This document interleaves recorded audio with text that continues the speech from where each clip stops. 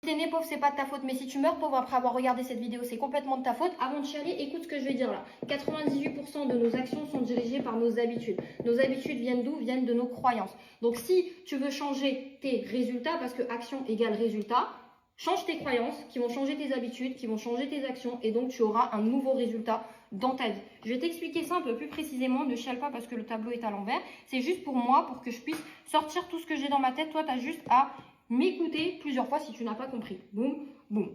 On fonctionne comme ça. On a ici le conscient qui a les capacités de rejeter les informations, mais bon, il ne les rejette pas tout le temps ce bâtard. Et on a le subconscient. Une fois que tu as une croyance, tu as quelque chose, une information que tu as répétée plusieurs fois qui entre dans ton subconscient, c'est fini. Parce que hop, boum, boum, boum, ça va passer à travers ton corps va faire une action et l'action va te ramener le résultat. Donc tout ce qui rentre dans ton subconscient, en fait, ça fait tes résultats dans ta vie. Tes relations, tes finances, ta vie perso, ta vie pro, on s'en fout, d'accord? Mais déjà, d'où ça vient? La moitié de ce que tu as dans ton subconscient, boum, d'ici. Jusqu'à tes 6-7 ans, d'accord? Tu as 80% de ton conditionnement qui est en train de se former. Qu'est-ce que c'est? Ton subconscient, il est boum, grand ouvert. Tu vois, comme si tu avais ton cerveau grand ouvert, prêt à gober toutes les merdes qu'on lui raconte. Donc tout ce que tes parents vont te dire, tout ce que tu entends à l'école, tout ce que tu entends à la télé, de ta famille, de manière répétitive, vont former tes premières croyances jusqu'à tes 6-7 ans. Donc si tu vois tes parents parler toujours de problèmes d'argent, ben c'est fort probable qu'à l'âge adulte, tu es susceptible d'avoir des problèmes d'argent. Si tes parents ont fait par exemple des longues études, ont une belle carrière, tu es également plus susceptible de suivre ce chemin-là. Ça s'appelle le conditionnement. Si tes parents t'ont dit que tu étais un moins que rien, tu étais nul et que tu savais rien faire, c'est fort probable qu'à l'âge adulte, tu as des problèmes de confiance en toi parce que ces croyances font partie de ton conditionnement à 80%. Les 20% restants viennent d'où? Les 20% restants, ben c'est après tes 6-7 ans, quand tu es ado, à l'âge adulte, les croyances que tu t'ancres toi-même dans ta tête. Par exemple, tu as des relations avec des mecs, les mecs te trompent, etc. Boum, tu as cette nouvelle croyance que les mecs vont tous te tromper parce que tu mérites que ça et parce qu'ils font tout ça avec toi. Et donc, ce qui va se passer, résultat, c'est que cette croyance est là, elle est là, c'est fini, on ne peut plus la rejeter, elle est dans le subconscient. Elle va s'exprimer à travers le corps par une action qui va créer un résultat. Donc dans cet exemple, par exemple, si tu as cette croyance que tous les mecs sont les mêmes et qui te trompent, sans t'en rendre compte, donc inconsciemment, ce qui va se passer, c'est que quand tu vas avoir une relation exceptionnelle avec un mec exceptionnel qui va jamais te faire de crasse, ben toi, boum, tu vas la saboter parce que cette croyance va s'exprimer à travers ton corps par des actions qui vont amener le résultat d'avoir saboté cette relation. D'accord? Oh, c'est impossible de devenir riche quand tu es né pauvre ou dans la classe moyenne.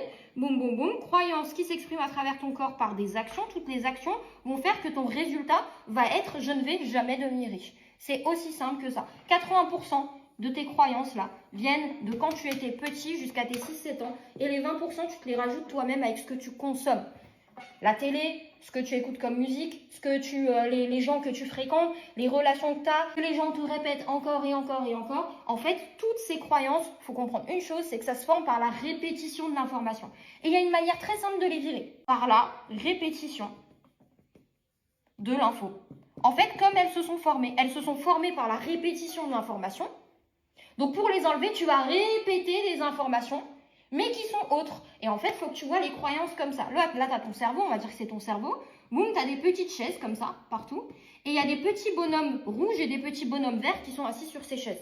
D'accord? Nous, notre but, c'est de virer les bonhommes rouges. Les croyances limitantes pour les remplacer par des croyances aidantes.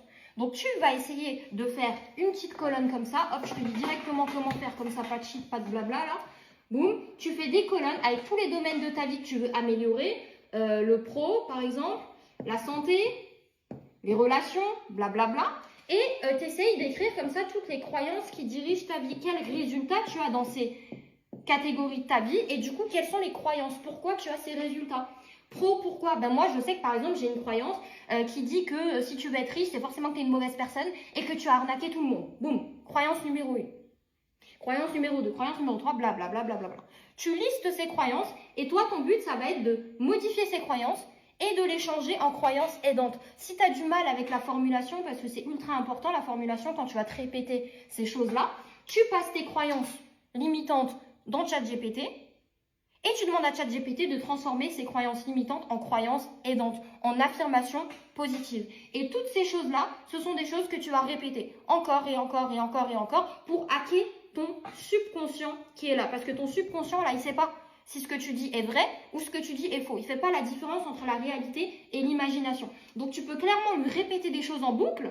Par la répétition de l'information, tu vas former des nouvelles croyances. Ces nouvelles croyances vont s'exprimer à travers ton corps par des actions et tu vas commencer à créer un nouveau résultat. Voilà comment j'ai grandi avec une maman célibataire, pas de papa, j'ai grandi à la ZUP et comment je suis devenue multimillionnaire aujourd'hui, j'ai 27 ans. C'est ça qui a fait tout. Il y a les actions, il y a le business, il y a les boîtes que tu lances, mais sans ça, jamais de la vie je serais arrivée là où je suis aujourd'hui. Jamais de la vie j'aurais osé lancer quelque chose et jamais de la vie j'aurais réussi. Voilà pourquoi, après avoir regardé cette vidéo, si tu meurs pauvre, c'est complètement de ta faute. C'est ta décision. Si tu n'as pas envie de devenir riche, il n'y a pas de souci, mais c'est ta décision. Si tu as envie de devenir riche et que tu fais ça et que tu ne passes pas à l'action, c'est aussi ta décision. Let's go, passe à l'action, arrête de te plaindre, c'est comme ça que ça fonctionne et pas autrement. C'est de la psychologie. Voilà. Salut. Et tout ça en pyjama Snoopy. Hein. Allez, moi je vais manger mon petit déj.